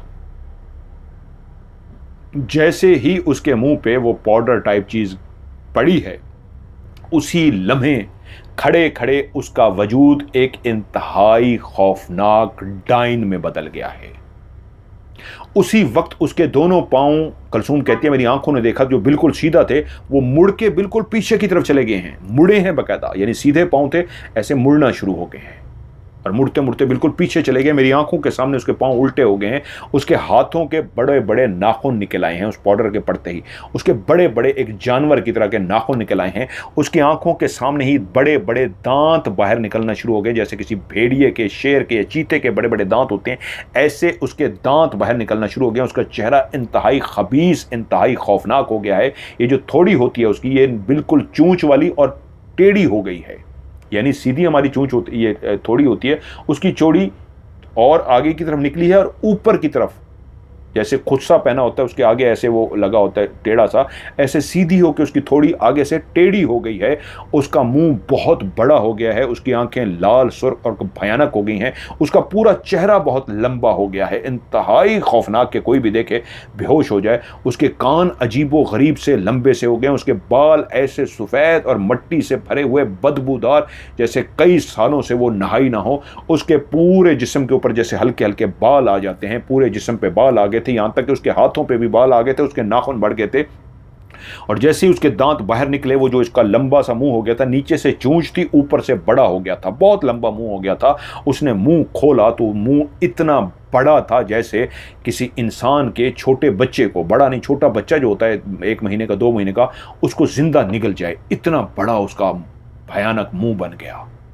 इतना बड़ा जब उसने मुंह खोला, और उसकी पीछे से कमर भी थोड़ी सी टेढ़ी हो गई, और वो यूं अपने हाथों को इस तरह करके खबीस आवाज़ निकालना शुरू हो गई, इस अंदाज में धाड़ना शुरू हो गई कि वही आवाज़ जो वहाँ निकालती थी, डर जाते थे उसके मुंह से, वही ज़ोरदार उसने आवाज़ निकाली। इतनी ताकत से आवाज़ निकाली कि सामने खड़ा हुआ जो बुज़ुर्ग है, उस आवाज़ की लर्जिश से, उस आवाज़ की वाइब्रेशन से, उस आवाज़ की धाड़ से डर कर गिर पड़े। और वही आवाज़ ही तो होती थी कि औरतें लरस जाती थीं और भागती थीं। और ये आज उसने इतनी ज़ोर की आवाज़ निकाली थी कि वहाँ दूर बैठे लोगों ने भी सुन ली थी। वो आवाज़ जो पहले मर्दों ने नहीं सुनी थी, वो आवाज़ जो किसी और ने सिर्फ सिवाय औरतों ने सुनी थी, आज वो इतनी ज़ोर से धाड़ी कि सब ने आवाज़ सुन ली। शायद आज वो अपनी पूरी ताकत के साथ, जो भी उसके वजूद में ताकत थी, पूरी ताकत के साथ धाड़ी थी, इसलिए सबको सुनाई दी थी, क्योंकि वो अपने असली वजूद डाइन के वजूद में थी। उसकी आंखें बहुत लंबी और बड़ी बड़ी हो चुकी थी, इंसानी आंख से कई गुना लंबी आंखें, और उसका मुंह चूंच की तरह था, नीचे थोड़ी चूंच की तरह, और मुंह बहुत बड़ा, और नीचे फिर भी चूंच थी, यानी ऊपर लंबाई में उसका मुंह था, और नीचे वाली साइड होती है वो भी लंबाई में होनी चाहिए थी, वो चूंच की तरह थी, जैसे उल्टा वी हो और उसके ऊपर कोई लकड़ी रख दी जाए, ऐसे मुंह बन गया, ऊपर से सीधा और नीचे से चूंच वाला, और दांतों से भरा हुआ। और खबीस के ऐसे टेढ़े मेढ़े हाथ और इतने बड़े बड़े नाखून के सब लरजना शुरू हो गए।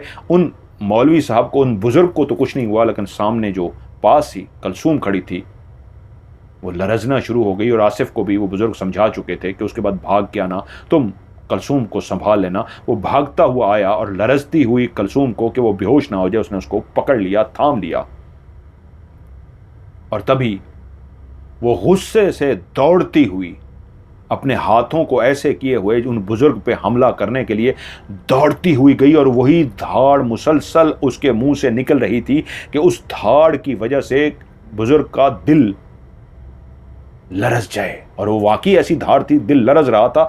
पास खड़ा आसिफ, जिसने कलसूम को थामा हुआ था, उसका दिल भी लरज रहा था, ऐसी भयानक आवाज़ थी। और उधर बैठे औरतें और मर्द भी लरज रहे थे, लेकिन बुजुर्ग बिल्कुल एहतियात से खड़े रहे, जैसे इंतज़ार में हो। और वो जैसे ही करीब आई, वो एक बड़ी सी सुई जिससे वो रज़ाइयाँ सीते थे, एकदम से उसकी गर्दन के नीचे वाले, थोड़ी के नीचे वाले हिस्से में घसा दी, और आवाज़ जैसे उसके हल्क में फंस गई। वो जो उसका आवाज़ें निकालना था, वो जो धाड़ना था, जैसे वो धाड़ रही थी, उस आवाज़ की वजह से खौफ तारी हो रहा था।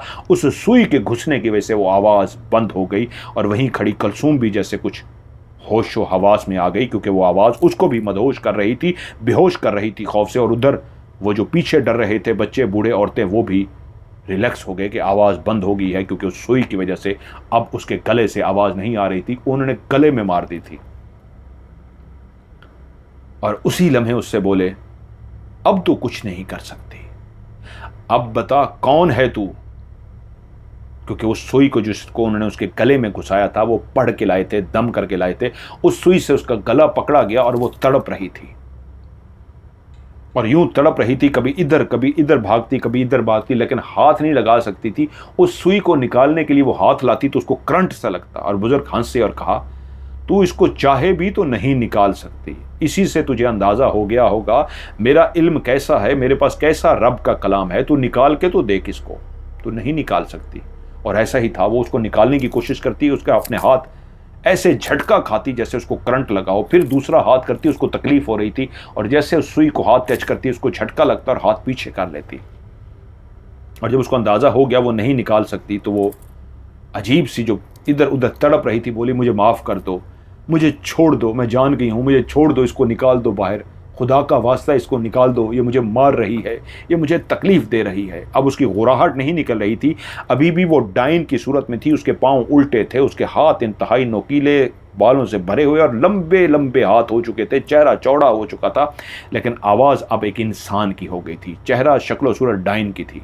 अब वो इंसान की आवाज़ में, वो भयानक आवाज़ नहीं निकाल रही थी, इंसान की आवाज़ में बोल रही थी, मुझे छोड़ दो, मुझे माफ़ कर दो। वो बुज़ुर्ग बोले, पहले बता तो सही, तू है कौन और क्यों इस काफ़िले में आई है, बोल, नहीं तो ये देख, ये पानी है अभी मेरे पास तेरा इलाज करने के लिए।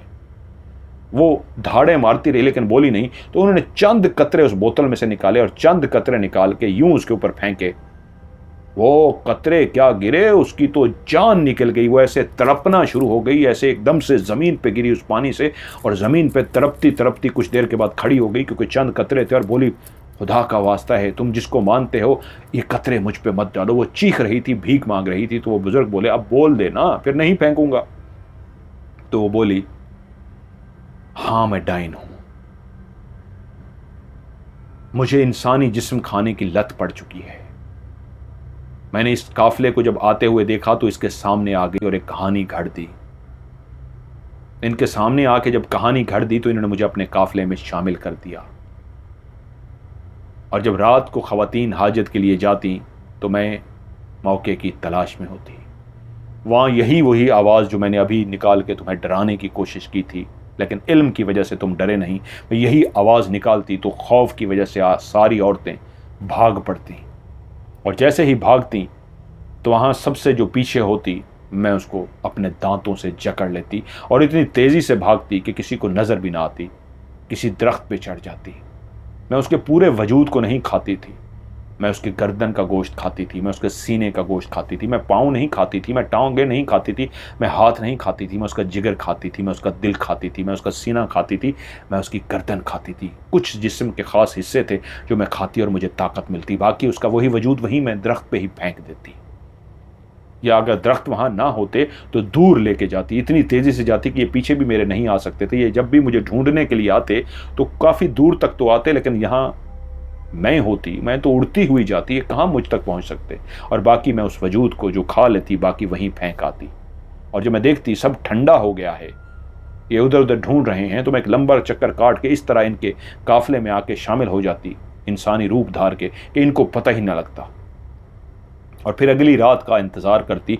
फिर जैसे ही अगली रात होती फिर से मैं अपने शिकार को उठाती। उस वक्त मैं अपने असली रूप में आ जाती थी, मैं सिर्फ आवाज़ निकालती और ये लोग डर के भागते और मेरा यही रूप आ जाता और मैं अपना शिकार लेके भाग जाती, और जब शिकार को खा लेती तो वापस आ जाती और फिर काफिले में शामिल हो जाती, किसी को मुझ पे शक भी ना होता। लेकिन जब मैं यहाँ आई तो मैं नहीं जानती थी, अब मुझे पता लगा है इस औरत ने मुझे देख लिया था।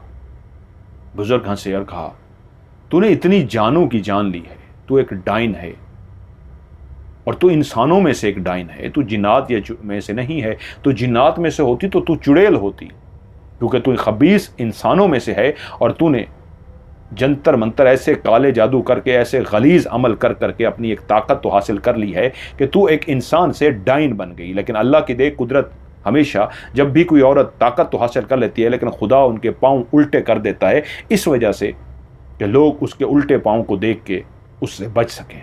अगर खुदा तेरे पाँव भी उल्टे ना करता तो पता नहीं कितने लोगों को तो धोखा दे देती। ये तो खुदा ने फिर भी देख तेरे पाँव को उल्टा कर दिया, जिससे तू पकड़ी जाती है, जो अभी भी तेरे पाँव उल्टे हैं। वरना जो जब भी अपने असली रूप में आती, तेरे पाँव सीधे होते, तो एक खूबसूरत लड़की बनी होती तो तू कितनों को खा चुकी होती। क्या ये खाने की आदत तुझे इस काफिले से पड़ी है? वो बोली, नहीं, ये लत मुझे पहले से लग चुकी है। इसके बाद तेरा क्या प्रोग्राम था? वो बोली, जब ये काफिला मजीद अगर चलता तो फिर मैं अपना एक दो शिकार करती और फिर वापस चली जाती उधर जहां और काफिले आ रहे होते। तो बुजुर्ग बोले, इसलिए तो जहां शैतान है वहां अल्लाह ने उसके लिए कोई ना कोई रास्ता बनाया होता है, वहां वो मौजूद होता है। तेरा सफ़र यहीं पे ख़त्म हुआ, अब और नहीं तो किसी इंसान को खा सकती। तूने पहले ही बहुत कुछ तबाही की है, कितनी जानों को उजाड़ दिया है, और तुझे अगर मैं जिंदा छोड़ दूं तो औरों को खाएगी, बस और नहीं। उसको ऐसा लगा जैसे ये मुझे मारने लगा है। तो फिर से उपनी, वो उसके अंदर फंसा हुआ था, उसकी ताकत, उसके जादू भी रुका हुआ था, लेकिन फिर भी उसने कोशिश की कि ये तो मुझे मार डालेगा। जालिम थी ना, एक डायन थी। उसने कहा मर तो वैसे रही हूं, एक आखिरी हमला तो करूं। वो तेजी से इस तरह भागती हुई आई जैसे अपने खबीस नाखूनों से, गलीज हाथों से उस बूढ़े की गर्दन ही दबा दे। अपने हाथों को इस तरह करती हुई भाग के आई कि उसकी वो गर्दन तक अगर उसके हाथ पहुंच जाते तो कम से कम झटका दे देती, और अगर उसके हाथ गर्दन में पहुंचते और झटका देती, बुजुर्ग मर जाते। और अगर बुजुर्ग मर जाते तो वो फिर सुई को भी निकाल देती, उसकी जादुई ताकत भी वापस आ जाती, कुछ भी कर सकती थी। लेकिन बुजुर्ग शायद अल्लाह के वली थे, पहले ही तैयार थे। वो जैसे ही हाथों का इशारा करके, अब उसकी आवाज़ वो गुराहट वाली, जो पहले गुराहट निकाल के डराती थी, नहीं भी निकल रही थी, फिर भी वो जोर लगा के गला उसका बेशक फट जाए, उस जोर लगाने से उसका गला फट जाता, लेकिन फिर भी करती हुई भागी। बुजुर्ग जानते थे कि बहुत तकलीफ हो रही है, लेकिन फिर भी हमला करने आ रही है। आखिरी कोशिश जो कर रही थी, वो जैसे ही करीब पहुंची, वो पानी की बोतल जो हाथ में लेके खड़े थे, वो पहले से ही तैयार थे, जिसके अंदर पानी था, वो करीब के आए, उन्होंने पानी फेंका था। जो चंद कतरे फेंके थे तो तमाशा देखा था। वो बोतल जैसे ही फेंकी, ऐसी जोरदार उसने चीख मारी, और उसके बाद वो पानी क्या था, वो आग थी जो उसके वजूद को लग गई। वो ऐसे तड़पना शुरू हो गई, ऐसे चीखना शुरू हो गई। पहले की तरह उसकी गले में से आवाज़ें नहीं निकल रही थी, वो सोई चुभी हुई थी, लेकिन फिर भी वो चीख रही थी। कभी ज़मीन पे गिरती, तड़पती हुई उधर गिरती, कभी उल्टी कलाबाजी लगाती, कभी इधर गिर जाती, और पूरे वजूद को ऐसे लगा आग लग चुकी है। काफ़ी देर वो तड़पती रही और आसिफ से बोली, आसिफ कलसूम को लेके जाओ, ये जल के अभी राख हो जाएगी, मुझे इसकी राख को भी दफनाना है, इसकी राख भी खतरनाक है। और आसिफ ने उसी वक्त मुड़ के देखा, कलसूम खड़ी देख रही थी कि अब वो तड़प रही थी, आखिरी सांसों को थी, जैसे अब वो यहाँ गिर जाएगी। गिरी तो पड़ी थी, जैसे अब वो जल के राख बन जाएगी। आसिफ उसको लेकर चला गया। उधर उस बुजुर्ग ने जब वो बिल्कुल जल गई, उसकी राख को इकट्ठा किया और उसको एक मट्टी की हांडी में बंद कर दिया कि इसको यहाँ नहीं फेंकना, इसको खास जगह पे फेंकना। उन्होंने बताया नहीं किसी को कहाँ फेंकना है। अब वो बला उस काफिले पे जो हमला कर रही थी वो मर चुकी थी। एक खौफ भी था, लेकिन सबको कह दिया गया कि आपको पहले इसलिए नहीं बताया गया कि आप लोग डर जाएंगे। अब वो बला मर चुकी है। बच्चे डरे हुए थे, लेकिन बाकी लोग रिलैक्स हो गए। खैर ये काफिला चलता रहा। कुलसूम कहती हम लोग भी कराची पहुंच गए। हम जब कराची गए तो आसिफ को भी एक घर अलाट हुआ। लोग घर छोड़ के गए थे, वो घर लोगों में तकसीम किए गए थे। आसिफ को घर दिया गया। आसिफ ने वो वाला घर, बहुत बड़ा घर था, कलसूम को दे दिया। अब उसने कलसूम से कहा, क्योंकि मैं आपके लिए नामहरम हूं, यहां मैं रह नहीं सकता, बस मैं आपको खाना पीना और सामान देने के लिए आया करूंगा। वो खाना पीना और सामान देने के लिए आता रहता नहीं था, लेकिन इतने बड़े घर में कलसूम अकेली रहती, उसको अजीब महसूस होता। उसने देखा था आसिफ शक्लो सूरत का इतना खास नहीं, लेकिन उसने कभी उसको आंख उठाकर भी नहीं देखा था। हमेशा उसकी इज्जत की थी और उसका इतना ख्याल रखा था, और उसके बाप का भी ख्याल रखता था। एक दिन आसिफ जब खाना देने आया तो कलसूम ने उससे कहा, मौत बद्दुआ नहीं, बरहक है, और शादी भी कोई गाली नहीं या कोई बुरी बात नहीं, गुनाह नहीं। मेरे माँ बाप नहीं हैं, आखिर मुझे शादी करनी है। आपकी आंखों में इज्जत और एहतराम है मेरे लिए, लेकिन मैं चाहूँगी कि आपको खुद से ऑफर दूं कि आप मुझसे शादी करेंगे। आसिफ ने पहली दफ़ा आंखें उठाईं और उस हसीन और जमील कलसूम को देखा, जिससे वो तो कई सालों से शायद फिदा था, इजहार नहीं कर सकता था, शर्म व हया थी। उसने देखा और उसके चेहरे पे मुस्कुराहट आई और उसने गर्दन नीचे करके कहा, मुझे ये शादी कबूल है। यूं मोहल्ले वालों को, गली वालों को इकट्ठा किया गया। सादगी से उन दोनों की शादी हो गई, क्योंकि अब वो अकेला नहीं रहना चाहती थी इतने बड़े घर में, और उससे अच्छा जीवन साथी कौन हो सकता था।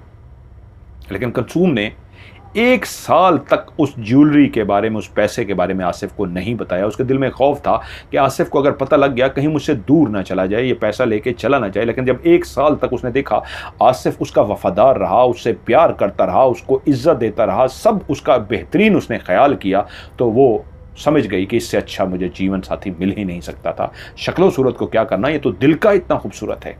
तो तब उसने एक दिन आसिफ से कहा, आसिफ अब हम कारोबार करते हैं कोई। तो वो बोला, मैं तो एक मेहनत मजदूरी कमा कर लाता हूँ, मेहनत मजदूरी से तो सिर्फ हम रोटी खा सकते हैं, हम कारोबार कहाँ से कर सकते हैं? कारोबार के लिए तो पैसा चाहिए, मेरे पास तो पैसा नहीं है। वो बोली, मेरे पास है। और उसने वो ज्वेलरी और वो चीज़ें जब उसके सामने ला के रखी, पैसा, तो वो परेशान हो गया कि इतना ज़्यादा। उसने कहा हाँ, ये मैंने इसी दिन के लिए रखा था कि जब हम शादी कर लेंगे तो फिर हम कारोबार करेंगे। और उसी पैसे से उन दोनों ने मिलकर कपड़े का कराची में कारोबार किया, जो उनका इतना ज़्यादा फैला कि कराची और हैदराबाद में भी उनका कारोबार फैल गया। उन्होंने एक घर अपना हैदराबाद में बनाया और एक घर कराची के अंदर बनाया, और उनका कारोबार बहुत ज़्यादा चल पड़ा। काफ़ी वो नामवर कपड़े के कारोबार में मियाँ बीवी कुलसूम और आसिफ, बाद में आसिफ ही देखता था, कुलसूम घर संभालती थी, नामवर हो गए। उनके बच्चे भी हुए। और वही आंटी जिसने ये कहानी सुनी है, उन्हीं की बेटी है कुलसूम की। और उसने बताया वहीं 1958 में मैं कराची में पैदा हुई। 47 में पाकिस्तान बना था और 1958 में 11 साल बाद मैं पैदा हुई। और भी बहन भाई थे, और बाद में जो बच्चे थे उनके, उन्होंने भी वो कारोबार को संभाला, यहाँ तक कि माँ बाप दोनों कुलसूम और आसिफ भी अल्लाह को प्यारे हो गए। और वो आंटी मस्कत शिफ्ट हो गई। अब उनका कारोबार कराची में भी है, हैदराबाद में भी है, और मस्कत ओमान में भी वो कपड़े का कारोबार करती हैं। बहुत बड़ा उनका कारोबार है। खाने पीने की शौकीन है, अमीर हैं, अब वो बूढ़ी हो चुकी हैं, तो इसलिए वो उस फूड ट्रक पे आती हैं बारबेक्यू खाने, जहाँ पे उन्होंने वो कहानी उस लड़के को सुनाई जो कज़न था इमरान बलोच का। और इमरान बलोच ने खुद जाके अपने कज़न के कहने पे उनसे उनकी ज़ुबानी सामने बैठ के उस आंटी से ये कहानी सुनी। और उन आंटी ने कहा मैं उस कुलसूम की बेटी हूँ और मेरी माँ ने ये सच्ची कहानी मुझे सुनाई थी। क्योंकि एक घर हमारा हैदराबाद में है और एक कराची में है। और जब वो इमरान बलोच उनके सामने पहुँचे और उनको कहा मुझे भी सुनाइए, मैं अपने दोस्त MMTV उनका चैनल है, मज़हर मलिक हैं, उनको भेजूंगा, वो कहानी सबको सुनाते हैं और लोग बहुत पसंद करते हैं। तो शुरू में इनकार करती रही, नहीं नहीं, ये घर की कहानी है, ये पर्सनल कहानी है, ये तो उन लोगों की कहानी है जिन पे जुल्म हुआ था और ऊपर से ये भी परेशानी आई थी। तो उसने उनको कायल किया कि ये भी तो एक सच्ची कहानी है जो लोग सुनना चाहेंगे। और आखिरकार वो मान गई और उनके हवाले कर दी, और वो कहानी अब मैंने आपको सुनाई है। ये कहानी कैसी लगी, मैंने शुरू में वॉइस मैसेज भी इसलिए सुनाया था कि इमरान बलोच जब भी कहानी भेजते हैं एक कमाल कहानी भेजते हैं, और ये एक सच्ची कहानी उन्होंने खुद उस खातून से सुनी जो आज भी हयात हैं इस दुनिया में, जिनकी माँ की ये सच्ची कहानी है। आप लोगों को ये कहानी कैसे लगी नीचे कमेंट्स में ज़रूर बताइएगा, क्योंकि मैं समझता हूँ इससे पहले ऐसी खौफनाक कहानी जिन्नों की, भूतों की, चुड़ैलों की आपने सुनी ही होगी, लेकिन उन काफिलों के साथ ये कहानी आपने पहली दफ़ा सुनी होगी। इस पे तो मूवी बन सकती है, रियल स्टोरी, जिस पे वाकई एक फ़िल्म बनाई जा सकती है। आपको ये कहानी कैसी लगी कमेंट्स में ज़रूर बताइएगा।